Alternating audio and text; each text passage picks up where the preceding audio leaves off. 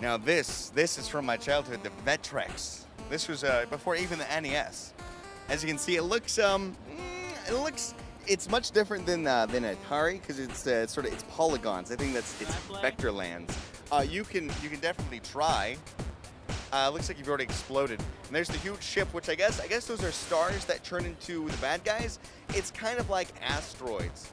Oh right, it's called minefield. So it's kind of like asteroids, but so as you shoot them, they sort of spring out, but not from the bigger unit, but from random, not random, the other stars, and slowly there's more and more. They're smaller, and it gets difficult. Of course, got the standard teleport, and eventually, I think if you're good enough, I don't know if this guy's going to be able to make it, but he can definitely try. I'm winning. Yeah, you're getting there. Oh, you got to kill that guy. He's bonus points, 10,000. There you go.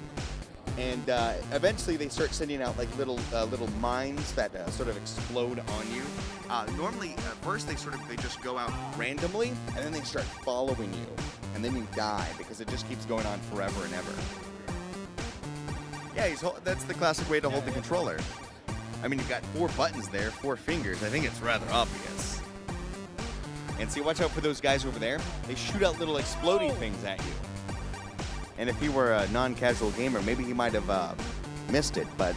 My mom says I'm hardcore. Hardcore, yes, every night before she tucks you in.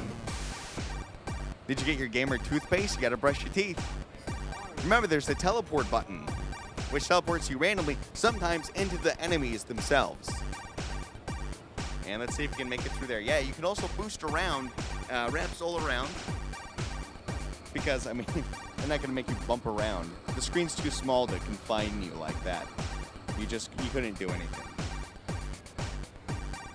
And using the patented technique of shooting everywhere, spinning the joystick around, sadly looks like the game has defeated him. The interesting thing about Minefield is that's the game that's included in Vectrex itself. It's like a free game, so you buy the system, then you have a game to play while you save up your allowance to buy the next one, which is going to be some terrible sort of, Mario-esque clone with vectors.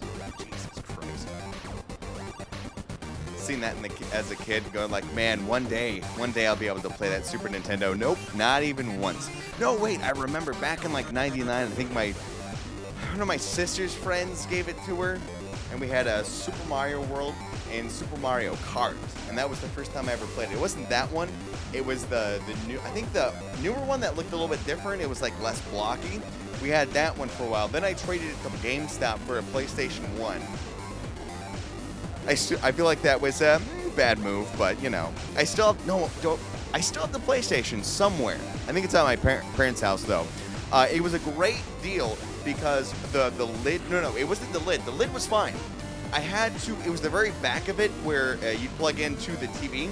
That cord, like, I changed cords too. It was the thing itself, but I would have to like tape it up so it like lift up the cord a little bit, and that's the only way I could get it to work. So it'd be like a bunch of tape, and then every time I wanted to change games, I had to snip it and then put more tape on. Thanks, GameStop. Fucking GameStop.